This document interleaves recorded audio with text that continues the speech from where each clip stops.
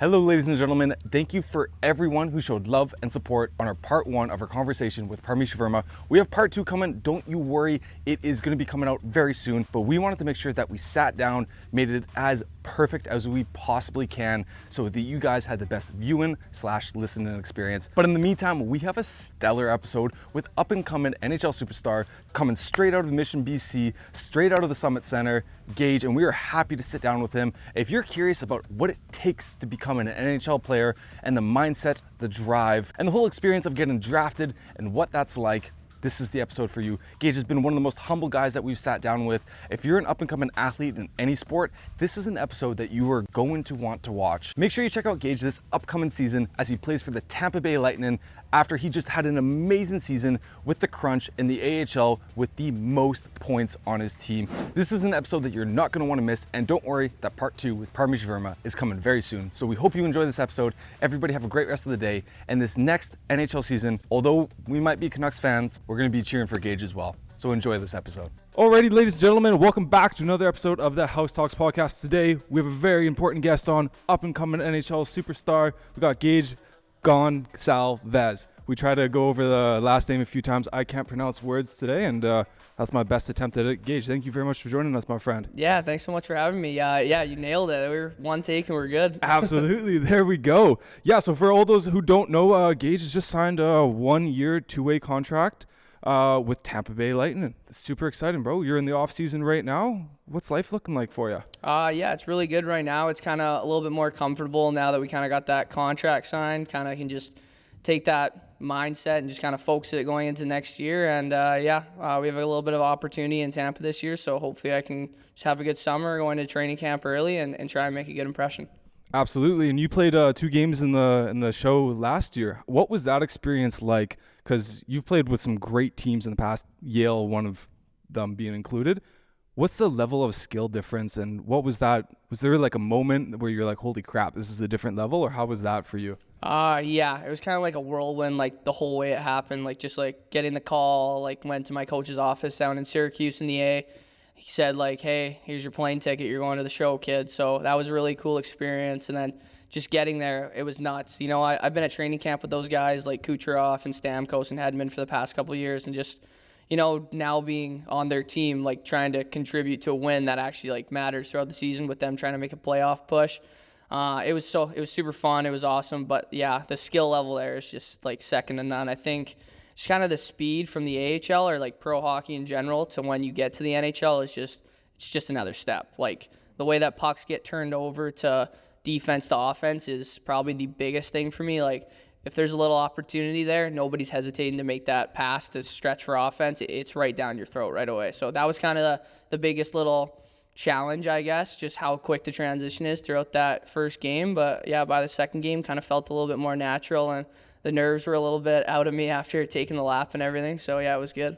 100%. And yeah, for all those who don't know, you led your team in points last season, didn't you? Yeah. Down in Syracuse. Congratulations, man. That's absolutely awesome. Yeah, thank you. And I noticed a lot of those came from assists. And what's one of the things that, you know, a lot of players obviously focus on the genos, but being a team player, making sure that you distribute the puck well, good play set. What's your kind of, how do you navigate the game when you're on the ice versus like somebody who might just be strictly trying to get goals or fill in a certain role? You seem to be very well-rounded. Yeah, I think just from like a young age, like I always thought about, like I was in a little team mission, little city, so I was kind of just playing up with older guys kind of my whole career. So it was how I can make these teams and how I can make other players around me better. And I think one of like the biggest compliments that I've kind of taken in from day one playing hockey is like, if that guy likes to play with you. If your right winger loves to play with your centerman, I think it goes a really long way. So just being able to kind of pass the puck well, I think one of the best parts of my game is just like thinking the game and knowing and trying to find those little things. And sometimes it's shooting, but most of the time it's passing for me. I'm kind of like a playmaker, pass first type of guy. So the more I can make those guys play better and more people want to play with me, I think it just brings a lot more into, I don't know, trying to make the next step to the NHL and even sticking there. Who would you look up to as a kid? Looking up, like, Sidney Crosby was a really big guy for me, like, watching him, like, a ton. I remember when I was younger, my dad took me and my sister to a Pens versus Canucks game, and Crosby got the shootout winner in Rogers Place, so that was pretty sick. Michael Jordan was a big one for me growing up, too, just kind of, like, the mindset. My dad's a huge Michael Jordan guy, too, so just kind of seeing his mindset, seeing his competitive drive, like, me wasn't always the biggest, the fastest, strongest, most skilled, so I think the mindset and like the competitive drive was kind of where it got me at where I am today. Karn's not going to be happy with that answer, Karn. Karn loves LeBron, so. Yeah, that's what's his record in the finals again? Or Anyways, moving on. So This is a weekly conversation. We pick at Karn. We're just like, yeah, so LeBron, eh? I literally was on a family trip this weekend and I forgot my bag full of clothes. And all I wore was my LeBron jersey pretty much the entire weekend. And some people were questioning whether I did it on purpose just so I could wear it. And I'm not gonna admit either which way. But I saw your story and I swear that was an 8 on your jersey. Yeah, Connor came. He's like, "Were you wearing a Kobe jersey?" I was like, "No, what the fuck." Almost took a screenshot of that. Yeah. Save that. Yeah. No, being in the show, what was the business side of things? Did it catch you off guard a little? Just seeing like go from just, okay, I can focus on hockey, but now you're looking at endorsement deals, this and that, and then having to work with an agent. Did that catch you off guard a little, or was it just something that you're like, it's part of the game? A little bit, kind of like after I kind of signed my first contract, that kind of vibe. But once I got to the show, it's just like everybody's so professional there. Like Tampa Bay is like one of the greatest organizations. Like the way they take care of you, whether it's from the chefs that are making you breakfast, lunch, and sometimes even sending you home with a dinner for the right plan, like just for the right diet and everything, from the trainers that, you know, we like heart rate monitors, stuff like, oh, you had a hard day on the ice today, like you were working today, so in the gym we're going to go a little bit easier, we're going to do a little bit more ability, or oh, it was an easy day on the ice, so we're going to go harder in the gym. That kind of part was kind of all new to me, just because I've never really dealt with that before. But a little bit from the business side, like my agent's done a really good job. I'm with RSG now, NRX, Shane Corson, so he kind of has been with me for 5 years now. So just kind of the whole way we went about like signing this year's deal, and even my entry level and what to expect out of it, what Tampa expects out of me, just trying to navigate all that. He's done a really good job of kind of taking that side of it, which kind of frees me up to just worry about hockey and just try and go in and do my best. Yeah, because you see a lot of guys,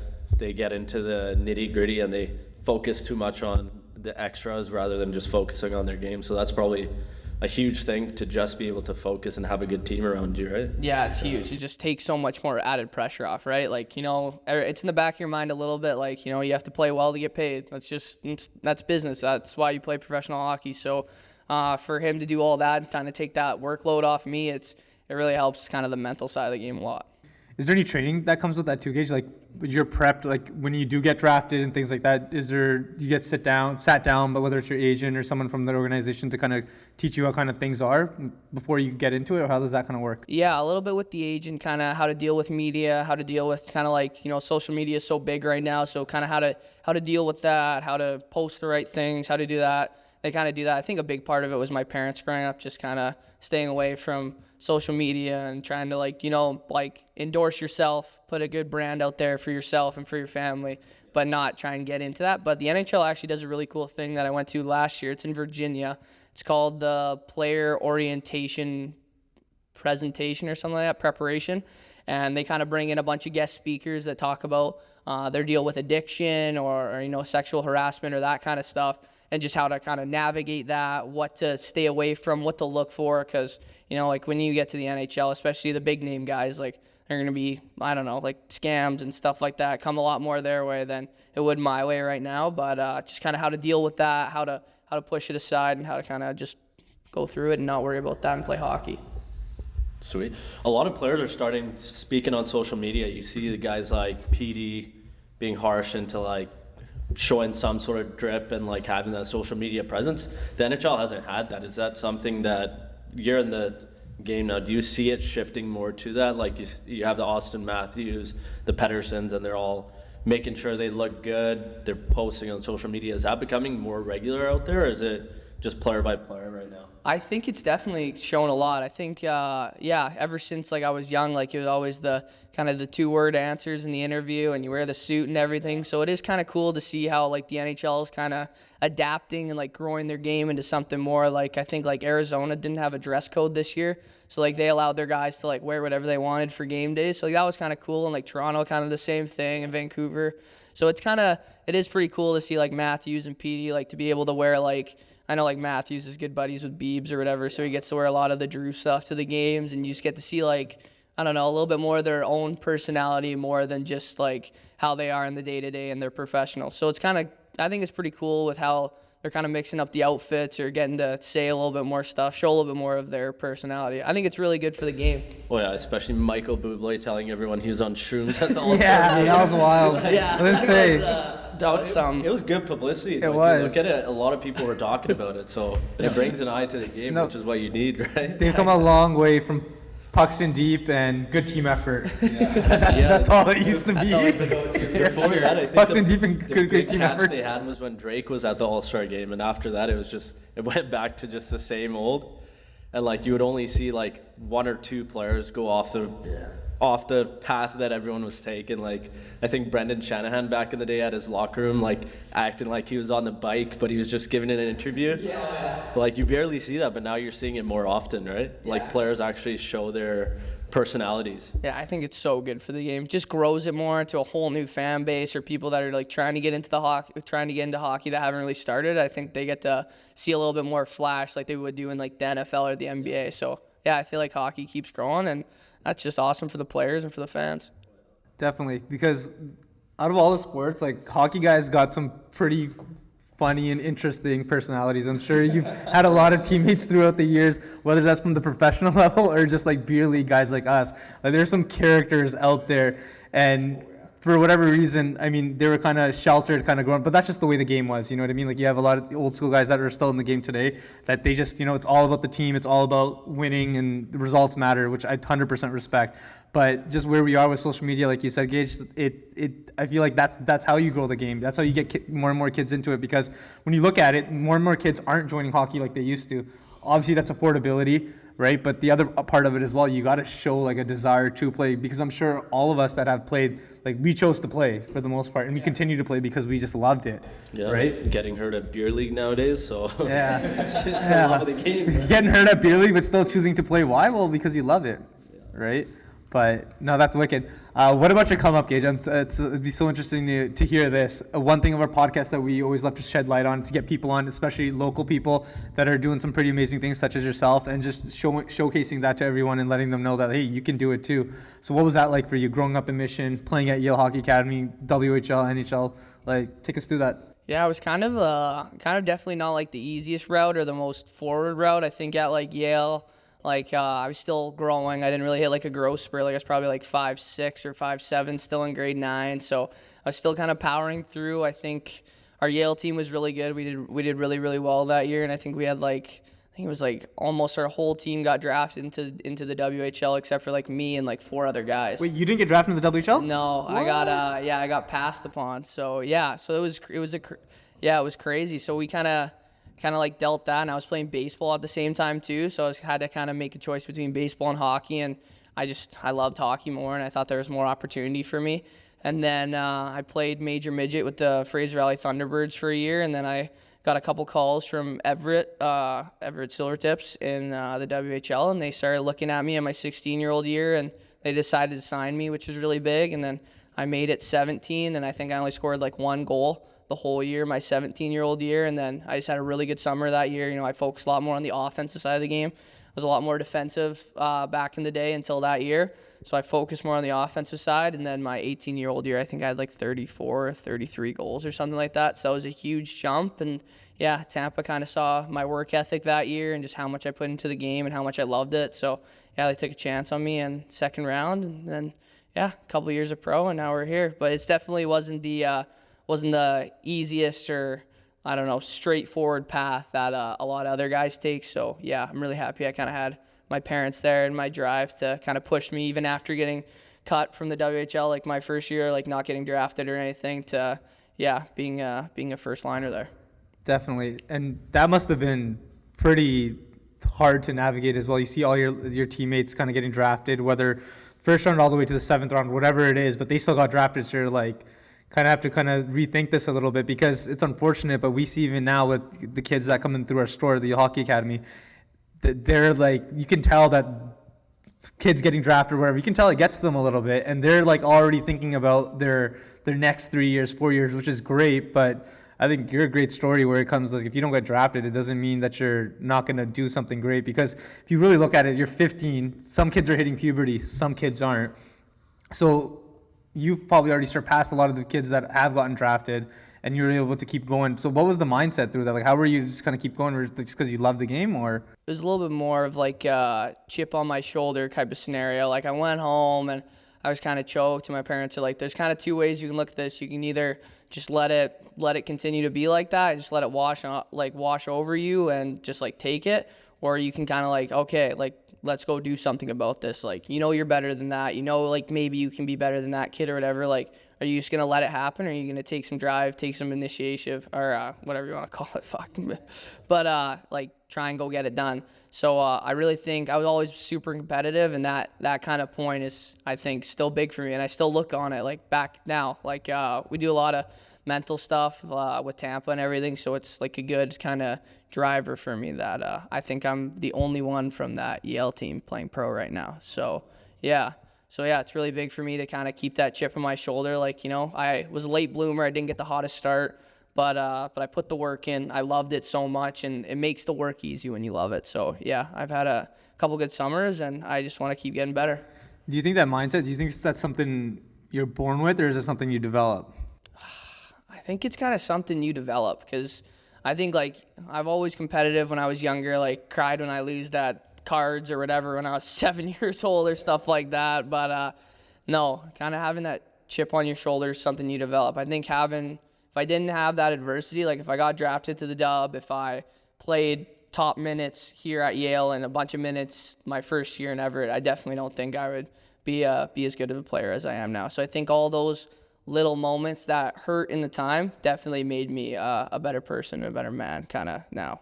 Yeah, you were saying you focused on the defensive game to start with. You don't see that a lot with forwards these days at all. So it's like you actually worked backwards, whereas players learn that defensive responsibility very late in their teens or very early in their pro careers, whereas you're like, okay, I already have that down pat, now I can focus on something that's a lot easier to gain because you have that hockey IQ, right?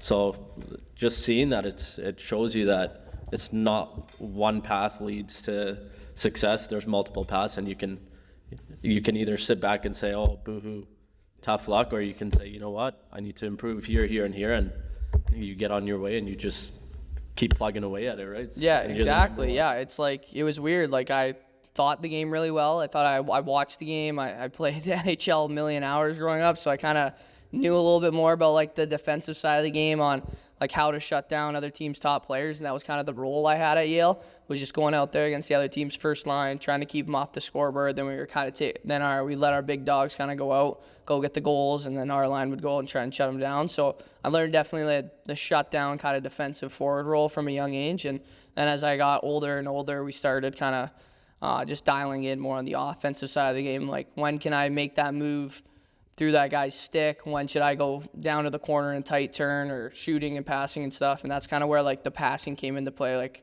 finally got the offensive tools, my skills got better, my shot got a lot better. Just everything kind of took another jump after I kind of hit my growth spurt. So then you kind of just let everything develop, and yeah, then the mind kind of takes over, and yeah, the offensive side shows up a little bit.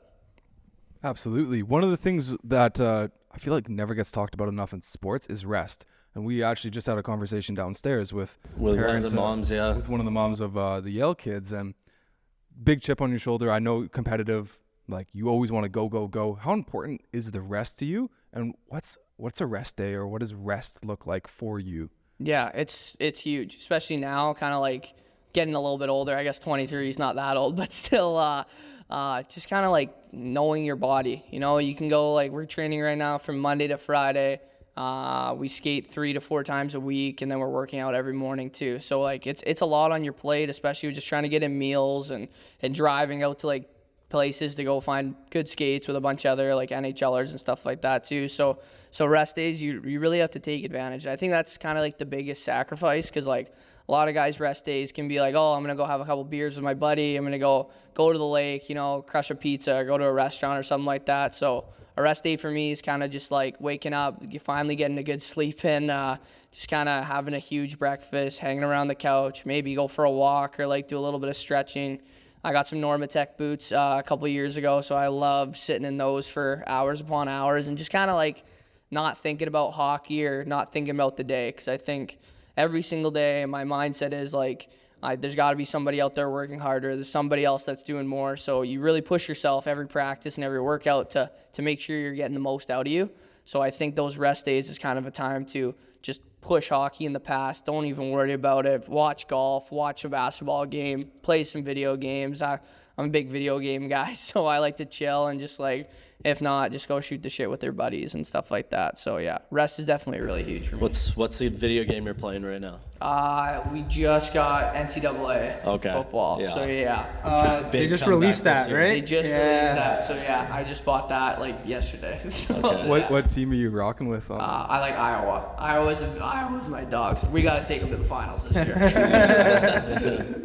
No, that's spot on. I think one thing that you said about the rest and is super crucial is like, you know, a lot of guys might think rest day, let's go to the either than the extreme of being super athletic, we're gonna go to the extreme of beers, partying, stuff like that, where I feel like although you're playing video games and you're hanging out and stuff, it's still more calculated than just letting loose and doing whatever you want to do, right? Yeah, it's just kind of like, I always think of it as like, you did so much that week to get better, like don't have your weekends kill it, right? So like, you can do whatever you want during the week, you know, you can work as hard as you want, but if you're just not getting the right meals and not taking care of your body the right way, like how good is that Monday gonna feel if you crushed a couple pizzas and had like 5 beers or 6 beers? Like how good are you gonna feel that Monday when you got whatever weight underneath the bar and you're trying to get it up? So yeah, this year's been a big kind of culture shock with that, just how hard it is to kind of, I don't know, not say no to your buddies all the time, but have that happy medium where you can go out and have a good time, but you don't need to do a bunch of stuff, you know. And I think I have a really close friend group, and even with my family that really understand where I'm at. And,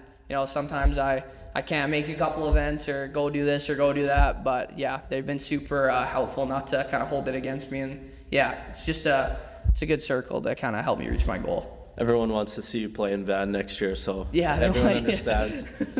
Like we were saying, we're gonna have a box there. We're just gonna be yelling at the top of our lungs. Make it happen. The entire roster is gonna be looking up like, who are those idiots in the box yelling for Gage? Starting a Gage chant. Aquilini's gonna kick us out of the stadium. No, backtracking a little bit. We talked a little bit earlier. How did you get into hockey growing up? 'Cause I know hockey is like, yeah, it's a Canadian sport, but not too many people play out here. Yeah, my parents just kind of put me in a skating class when I was younger and hopped on the ice for the first time and absolutely hated it. I think I cried my eyes out and told my mom I wasn't going back. But yeah, they kept putting me through it, and just, I think they already paid for it, so they probably like, okay, we're gonna get our money's worth, you little shit. But yeah, they put me back on the ice. But yeah, I think I started when I was like 5 years old. So once I kind of got over the gist of falling on my face every day, I just loved it. I don't know what it was. I played. My parents were so grateful for them. They put me through every sport you can imagine. They let me do golf, soccer, baseball, volleyball, basketball, everything. Same way with my sister. So yeah, hockey was just the one that kind of stood out for me, and the one I hopefully can do for a long time. Was there a moment that you knew hockey was your sport? Kind of like, I think probably like when I knew I like had a chance. Maybe I played 2 years up when it would have been my first year at them, and I played in Pee Wee. So that was like, I was playing with guys 3 years and 4 years older than me. So that's where I'm like, okay, like maybe I can actually like do something with this. Like maybe I can go get a scholarship for hockey, or I don't know, going out through school ever since I was like in kindergarten. Every essay that said, what do you want to be when you grow up, says NHLer, NHLer, NHLer every single time. So yeah, I had a pretty good like early thing that I wanted to do this. Did you ever have that teacher that told you to think more realistic? Yeah, a couple times. I won't say their name or anything, but like even that, like it's good stuff, you know. Just keep it in the back of your mind. Like I think don't let it eat at you too much when it comes to like putting you down. But yeah, hopefully I can be a full timer one day and kind of prove people a little bit wrong. 100%. No, definitely. I mean, you kind of already have, Gage. At the end of the day, you're doing what you love and you're getting paid for it. And honestly, I just hate that. My sister's a teacher too, and I think I just got on it. I'm like, if a kid ever writes you want to be in the NBA or whatever, and you tell them think we're realistic, I was like, I will hate you. I was like, don't do that. And she's just like, what did I do? She's like, where's this coming from? But anyways, reason being, it's just like Did she kick your ass after? I just got yelled at. But that's normal. You got a bad elbow though. Yeah, exactly. I want to win the show. Whatever. Yeah, exactly. Now I'm doing that story. I got hurt when I was 29 years old. Yeah.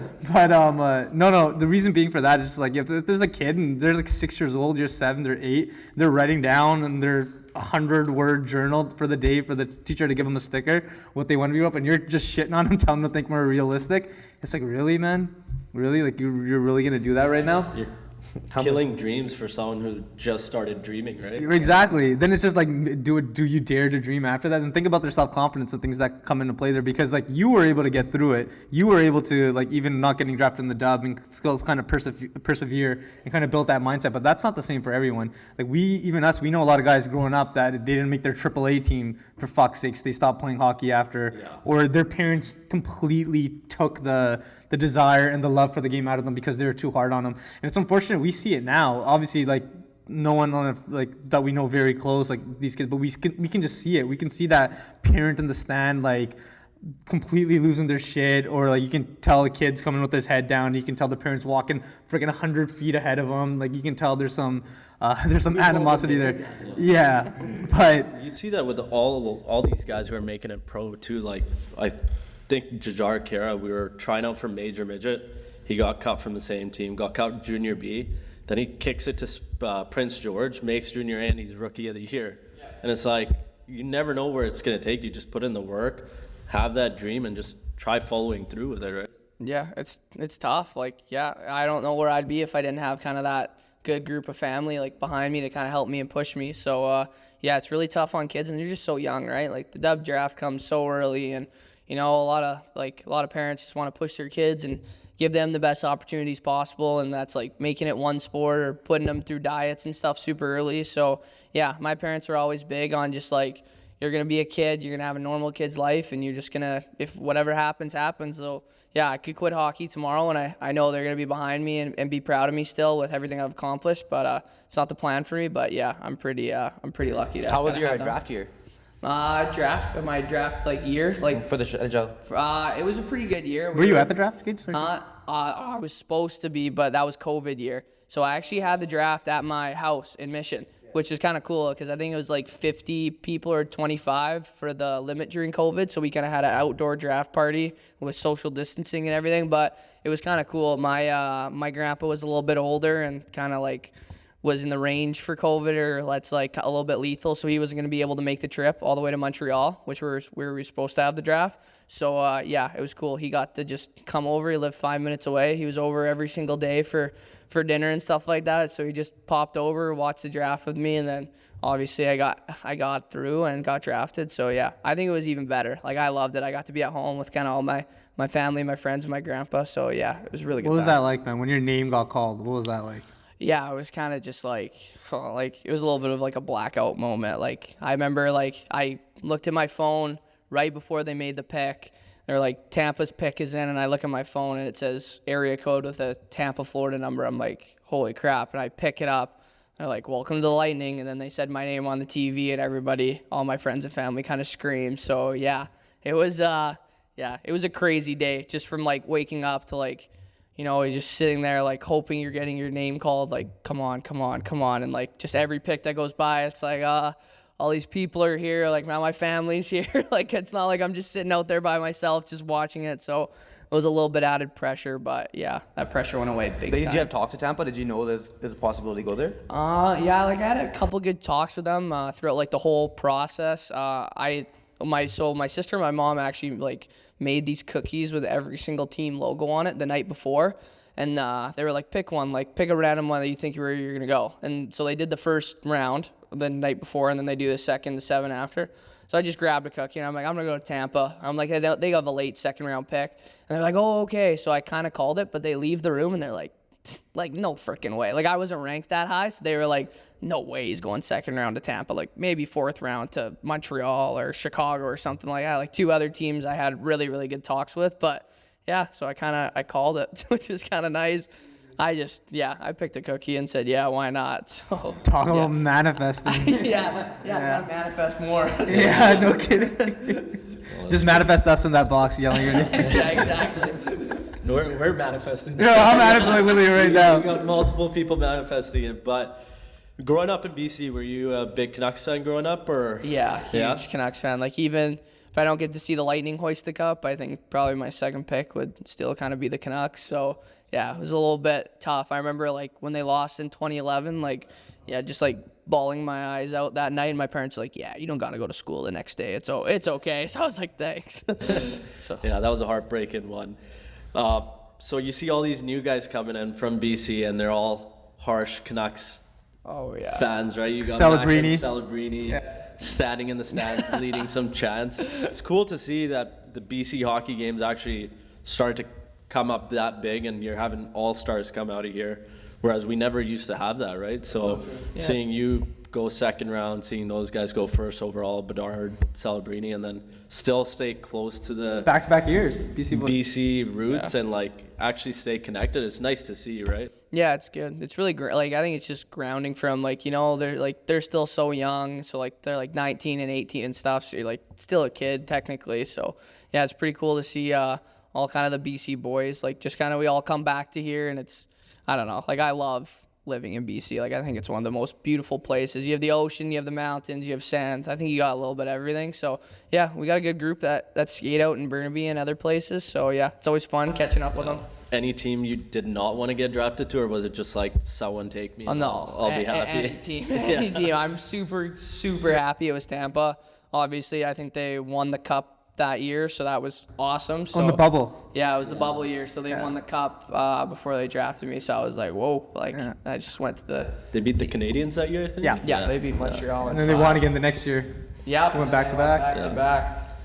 Not a bad way to start your NHL career, like, with your team winning 2 cups. My buddies right? text me, they're like, "Are you gonna get a ring?" I'm like, I don't think that's how it works. Yeah. Would be cool. Yeah, it would be cool, but.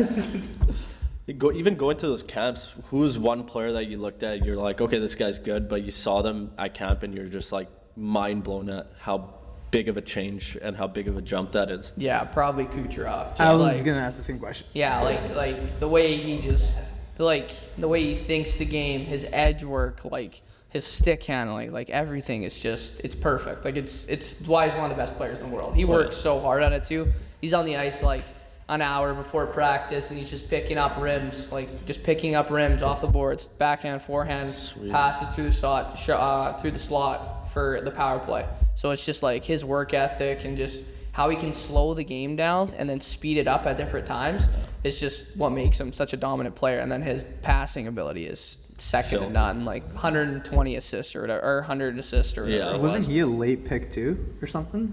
I'm not actually sure.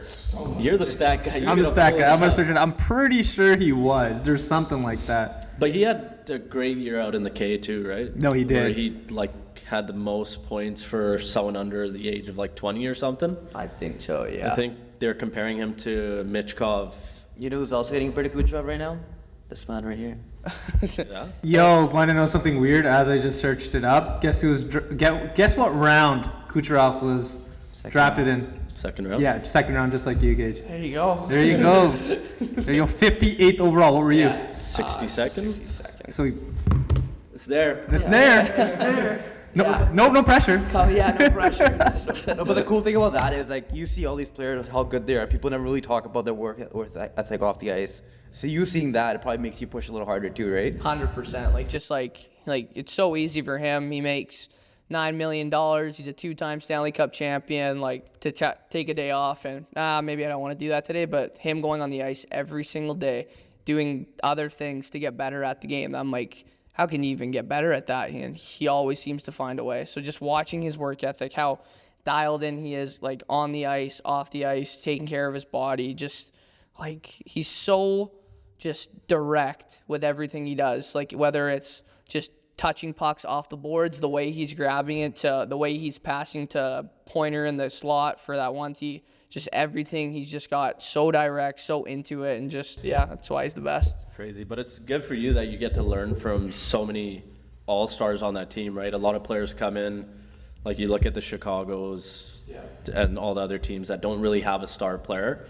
So it's harder for those players to break in, but you get to learn from legitimate all-stars in the show, right? Yeah. That's probably made a huge difference for you. Huge. I remember like my first camp, like I was going to play the bumper position when I went back to Everett, and like Braden Point went there, and we started, like I saw him taking one-timers, and I was just like, hey, you got any tips? And he could have totally just kind of blown me off or whatever, but great guy, kind of just told me my feet positioning needs to be like this all the time, and how to not get your stick too far up to like a defender can come and just tap it. Yeah, just like those guys just take time out of their day. Like, you know, it's easy for them just to be like, oh yeah, just do this and then skate away, right? Like, you know, they have a job to do. So yeah, them kind of caring about like, if I get better, you never know, hopefully one day I can help that team win. So yeah, for learning from him, Cooch, Sorelli, there's a million guys, like Stammer too before he left, like just unbelievable guys.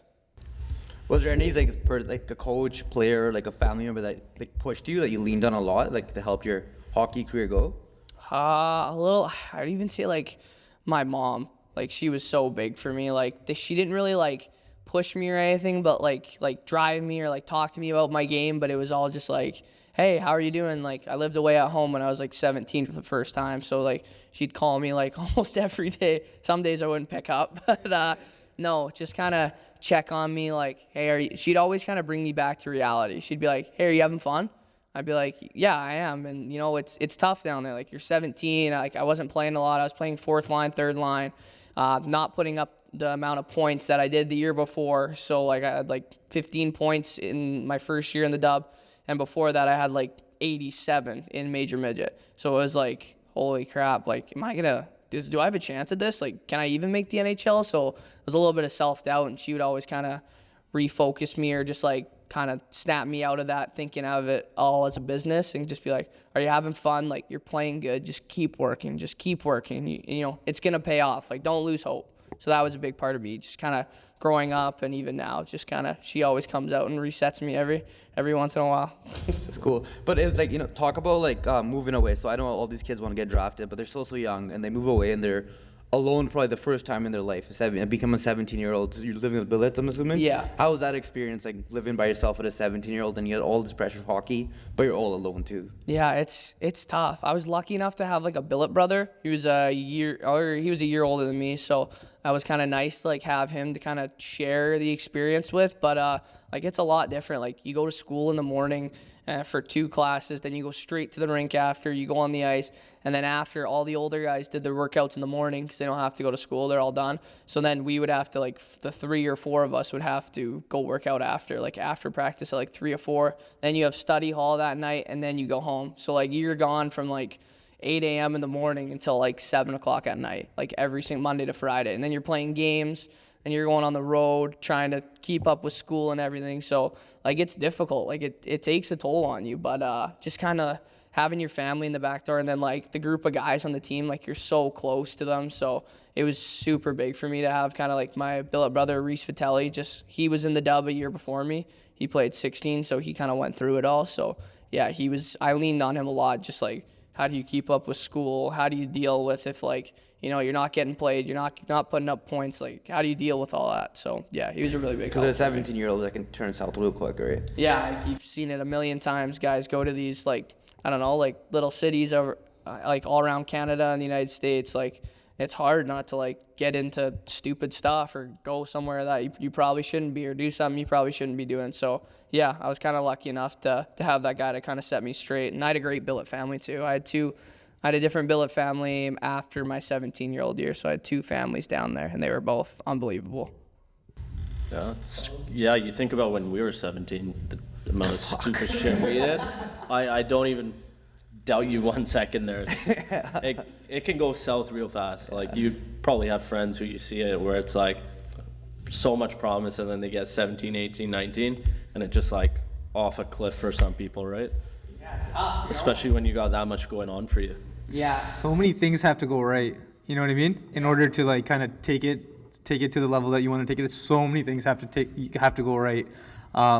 like whether even just like being healthy or just like getting put with the right billet family. So like you have a billet brother that's steering you in the right direction and not someone that's, I don't know, doing dumb shit and then making you do dumb shit with them, right? Because if they're older, chances are like, oh, this person's cool, I want to be cool too. Because you think like that when you're a kid, right? You think like that when you're a kid. But nah, man, even now, because it's like we're talking about rest, we're talking about all these things. And going back to Michael Jordan, give him a little bit of praise here. I think one of his quotes that really stuck with me is that he said the reason why I was great and one of the best at what I did is because I expected more from myself than anyone could ever, right? And I feel like that probably pretty much ties into like the Kucherovs of the world that you're talking about, and even you now. It's like, hey, if I can bust it and give it my all, then you know that I've left nothing out there. Because how long can your career be? Obviously, we were all hoping 20-year career, all that, and all the, you know, the accolades and things like that. But like, that just comes down to anything, man. Like whether you're in business or whatever it is, you never want to get to the end and be like, I could have given more. Yeah, exactly. And like, just makes it easier when I see that guy when I see Cooch working that hard, or Stammer, whoever, working that hard every single day. It just like, they're doing it, and they're the best players on the team, and they're some of the best players in the world. Like, it's like, if I'm not doing that, shame on me. Like, I don't have those accolades, I don't have that, I should be doing more than that every single day. So it's kind of, I don't know, it's kind of a good reminder of just how hard those top players work and how good they are because of it. So yeah, it definitely kind of drives you and pushes you a little bit, for sure. Looking back, kind of in retrospect now, for yourself or other young and up-and-coming players, is there something you would have done differently, some advice you'd give to these kids coming up, just kind of set them up more for success?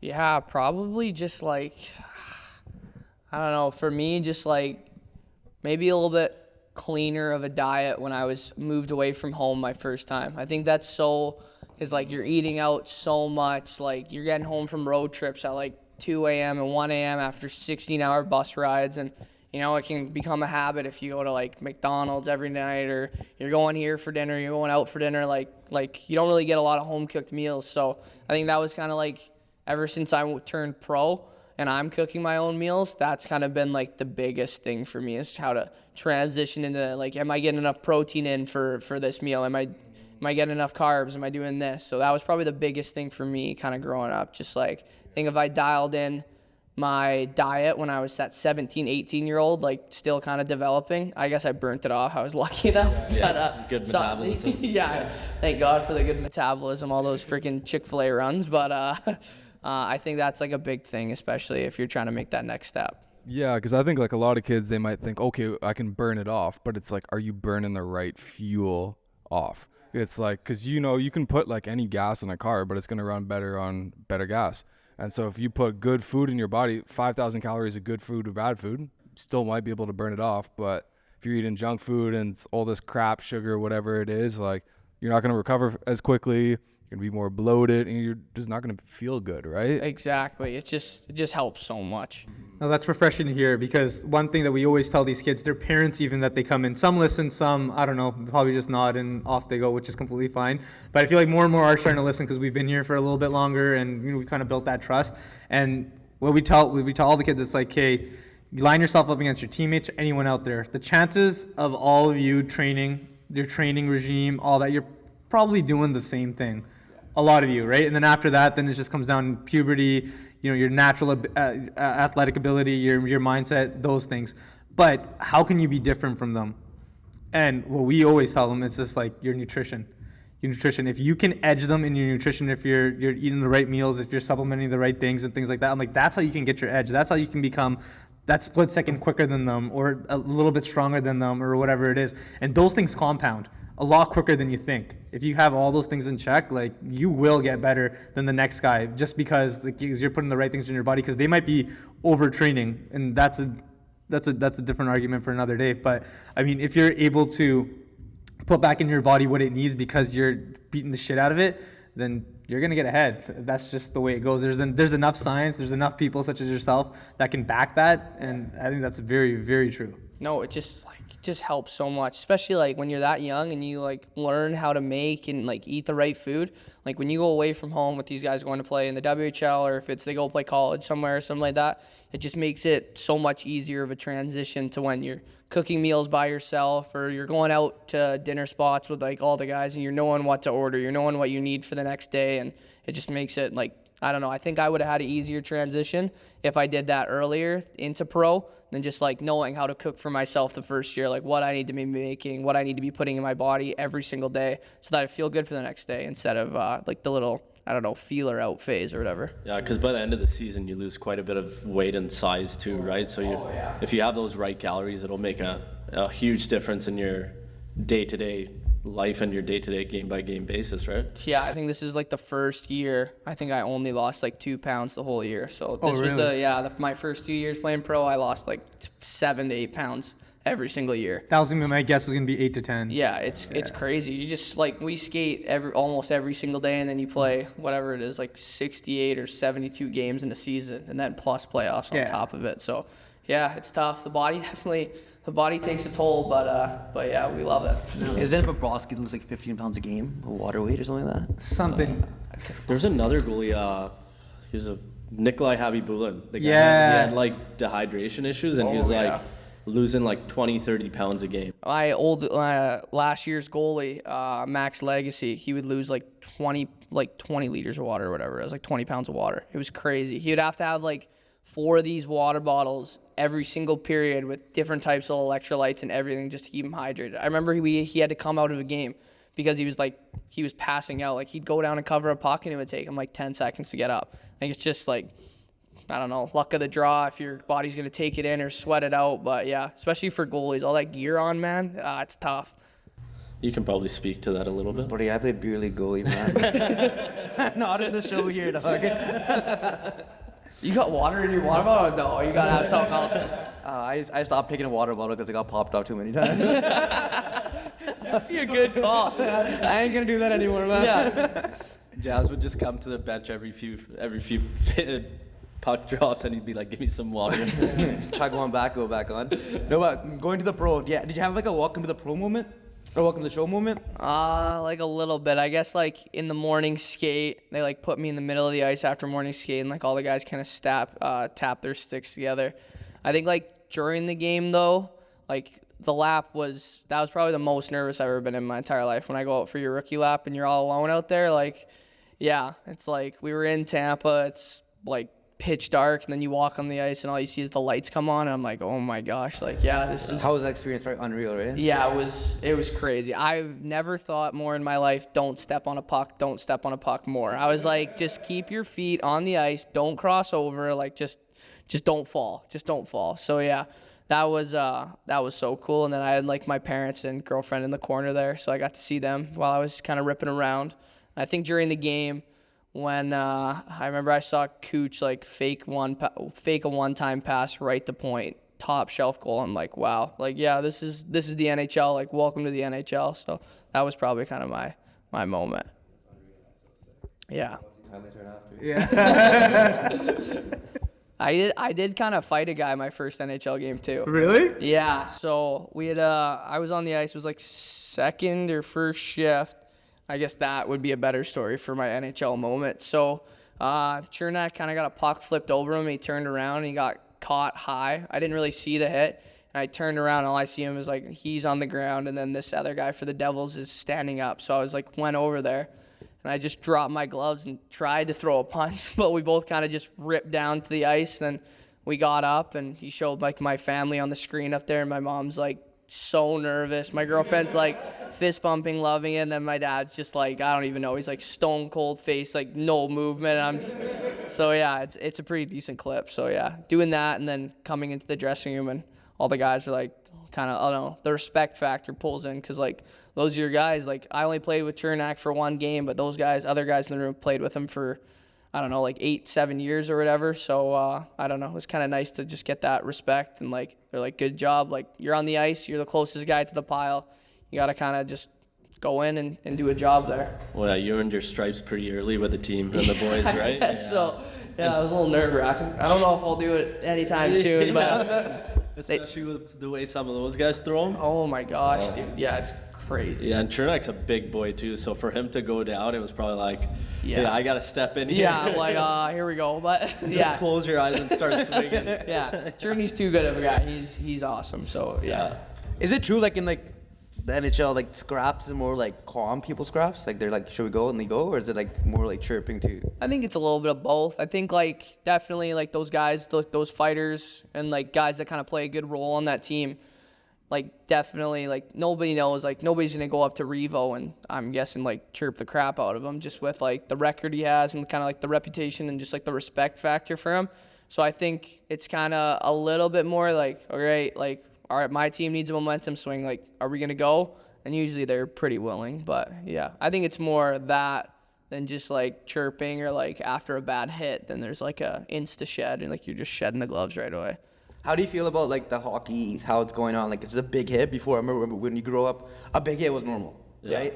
And then now every time it's a big hit, there's a scrap happening. I know. It's just like, I guess the way the game's changed so much. Like I guess you don't even like, you don't see those big hits. I feel like as often as like you usually do. Like no Cronwall coming down. Like boards, yeah, right? those Cronwall hits or like Pronger or anything like that. I think the game's just getting so fast and like people are just growing up and they have like way more like development, like usage and like stuff to help them get better. So I think the game's kind of definitely getting faster. So it's just harder to throw those big hits. But if one of them gets caught, yeah, there's usually a fight after. I don't know. It's like both ways. If your guy makes the hit, then it's like, oh, what the hell? It's a clean hit. But then if your guy gets hit, you're like, somebody get that guy. So it's like, yeah, it's tough. It's like 50-50. Yeah, we have that same mentality at beer league, so I can only imagine how much worse it is in the show. So being in playing in the show and being such a big organization, top down, is there a person or a part of the organization that's not talked about enough that you found was like very helpful for you, like chefs, personal trainers, like anybody like that doesn't get talked about enough? That I think just the chefs, like they're in there at like 5 a.m., 6 a.m. prepping every single day to like some guys on the team, like, I don't know, but I'm assuming like most guys like eat the same thing every single day for breakfast, or they're taking home like the same lunch every day after. And then pregame, all those meals have to be pre-made on the spot, ready for you to take home or eat at the rink. So it's like those guys are in so early and they're staying there so late, and like you're in Florida, it's already hot outside every single day, and then you're in a kitchen with all that smoke and fire. Like, it can't be nice back there. So, yeah, those guys are huge, just, like, making meals for everybody and then getting those set meals for, like, I don't know, the top guys, or if you're on the team, like, every single day. Like, it's huge. Like, it's already hard enough for, like, guys that are, I don't know, older, getting into the rink early, doing their whole warm-up, eating a good breakfast, then like people with families, like they got to go pick up their kids after school or stuff. Like sometimes they don't have time to make the best lunch or anything like that. So for those chefs just to be there helping out, like getting us all like the good nutrients we need every single day, it's massive. It's just one part of your life that you can kind of take off and just like you don't have to worry about it. So yeah, it's really big. Yeah, because cooking's huge, eh? I mean, like you spend like an hour or two cooking something, demolish it in 10 minutes, and it's just like so much time into it, right? Exactly, man. It's just like so time consuming. Like for me, it's easy. I don't have a lot of stuff going on, but I think it's really, really big for like the guys with families that are like have to go do stuff every single day. Like, you know, just to help them out and, you know, save them an hour a day. It's huge for them. So yeah, I think they really appreciate it, and I do too. Yeah. Do you have like a game day ritual that you do? Game day ritual will be like same time nap, same pregame meal, like red and white sauce pasta with chicken every single day. Then I'll get to the rink, tape a stick, sewer ball, a little bit of stretching, and then like my on ice routine, like warm ups is where I like really dial it in. So that'll be like I'm shooting at the exact same spots in the net. I'm going the same spot in line when we did 2-on-1s. I'm stretching the same way. Like me and Daniel Walcott on my team, he like shoots and then comes behind me and on like the 2-on-1s, and I'm like, you're not going. And I just did that one day, like just said it to him, and then I had like a 3-point night. So I said that to him every single game for the rest of the year. So like, it's just like little, like you just pick up so many more. Like me and my captain, we do like the half moon shooting on the goalies, and I asked him one day, like, where do you think I should shoot? And he's like, low blocker. And then I ended up having like 2 goals and another assist that game. So now every single game I go up to him like, which side am I shooting? Like if I don't, I'm gonna flip out. Like he got hurt and it would be like on the glass, like watching our warm-ups. I'd have to skate all the way over to the glass and like ask him like, where am I shooting? And he'd have to come tell me. I was just gonna ask any crazy. I literally was just gonna ask him, like, Not really off if the you're a weirdo, and I think you just kind of uh, answered that. So On perfect. the ice, I'm a weirdo Yeah. for sure. Like I gotta have the same conversations. Like I sit in the same spot for if I'm not starting for the national anthem, I'm standing in the same spot. I'm doing the exact same thing. I don't know. I think it just helps me put my body and mind and like, all right, it's game time. Like here we Yeah. go. But some guys have 0 superstitions and they go to and they're doing just fine. Just So fine. yeah. Yeah. It's like our superstition. Yeah. What's your we, guys? we, we have He weird has ones to throughout the wax my stick. legitimately. Oh, yeah. When I got And hurt, And when then I got hurt, yeah. And then I went pointless our entire playoffs. No. And I was like, well, it's beer league, but I think I had like One day he came late. 20 points in like 6 games or something. Oh my gosh. And then You did go on the heater that time. He did go on a heater. And I waxed his stick he gets every hurt, game. and I went on the biggest dry spell of my life. I was like, Carm, you bastard. Yeah. Then one time I was coming, like it was right after like I got my cast off or whatever, and I was starting to come out to just watch the boys or whatever. Like, and I'm like late. Game's about to start in like 5 minutes. I get a call from him. Hey, where are you? I was like, my stick's in the I back. know exactly what he's got. I was like, I'm coming. I'm like, leave it there. I'm coming. And you actually scored that Yeah, game. I ended up scoring 2 that Yeah, game. you scored 2 that game. Are you left skate or right skate first? Left skate. Okay. I have to think. See, like that, like I do it, but like I don't know. Like it's not like a part of my mind that has to do it. Just But yeah. routine, right? Just routine, like same handshakes, Yeah. same order. Yeah. Yeah, the handshakes and like the on ice are like the 2 big ones for me. Yeah, people who don't play the sport don't understand. Don't get it. No. But then we heard you say it, and it's like, They think you're mentally ill. We might be. Yeah, like We might be. Yeah, for Yeah. sure. Yeah. there's something there. Yeah. The headman one with the trainer between his fingers is the most wildest one. Yeah, that one's sick. Yeah. Yeah. Oh yeah. I saw it live when we went there we got called up to like after the season in the A. Yeah. They call up a couple of guys to Black Ace. So like Yeah. if a bunch of guys get injured in the show, then you might play. So we went there and one day played the Rangers in the conference finals, I think. And yeah, you see them do like right through it the whole way. It's pretty sick. That's awesome.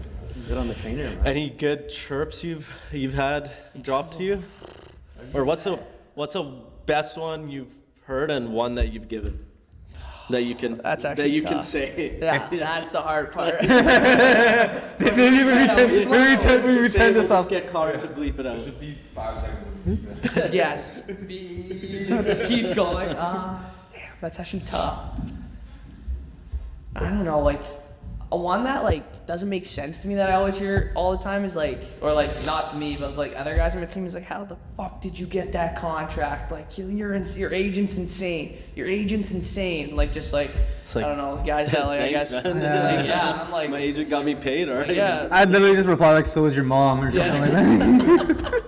I would legit just say mom that. jokes get The dropped mom a lot. jokes, yeah. Our team's a bunch of savages. Yeah. We are savages. 'Cause we joined that league when we were like 18, 19. He's the number one. And Jazz is the number one. Yeah, Jazz is the number I think one villain. You were suspended for what? 10 games this year? 15. Yeah, just saying outrageous shit. Yeah. Not even mad, just like I just talk too much. Yeah. You just gotta let them know Yeah, something. we just do outrageous things. Like sometimes, like one time, like just weird shit, like trying to sell someone's PSP for like Big Macs, like just throwing people off, like while there's like a power play, asking them dumb questions and just dumb shit, Yeah. just all the time. Have you met like an on-ice personality that just it's the funniest thing ever to play with? Oh, who's the best guy? Like, Because I know some guys are probably not the best skilled, but they're just so fun to play with. yeah, like we have a PC Labrie. So he played a couple years in the show with Tampa. He's this huge, like massive French guy. Kind of plays like a little bit of a fighter grinder role. And he was like, we used to call him the mountain lion because he's literally built like a mountain lion. So like whenever he was in the lineup, I felt like I was 6'4". Like I could do anything, and I know this guy's got my back. And he's got like so before like every game, he has his 2 sons, Leo and Bear are the boys' names. So it'd be like, a guy on our team, Alex Green, would be like, those guys took Leo and Bear. What are you gonna do about it, Mountain Lion? And it's just like in his hard French accent, he just gets going. But yeah, that guy. I love that. I love that. Yeah, but yeah, he was one of the most like, he was one of the greatest guys. Like just all the stories he has and stuff like that from like being in the show and back in the A and living in Montreal and stuff. Yeah, he was a beauty, but yeah, don't get on his wrong side. He was a unit. He'd go like down the bench, like anybody touches him, you're done. It was, yeah, he was fucking crazy. Especially with the accent. You're like, no, bro, I'm good. Yeah, the French accent, yeah, and it's like a hard, and he's got like this deep ass voice, and yeah, he's an unreal guy though. It's just funny talking to French guys too. Remember the beer league games? Je m'appelle, motherfucker.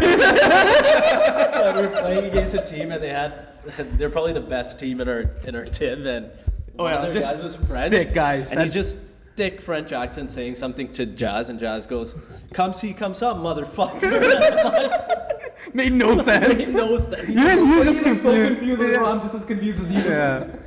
He's like, that's like, so what does that mean?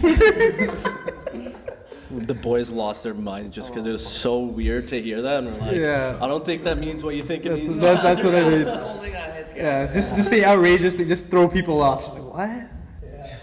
No, but there's also like a lot of people that play in the A, right? You've only been there for like 2 years now? Yeah, three. 3, right? Yeah.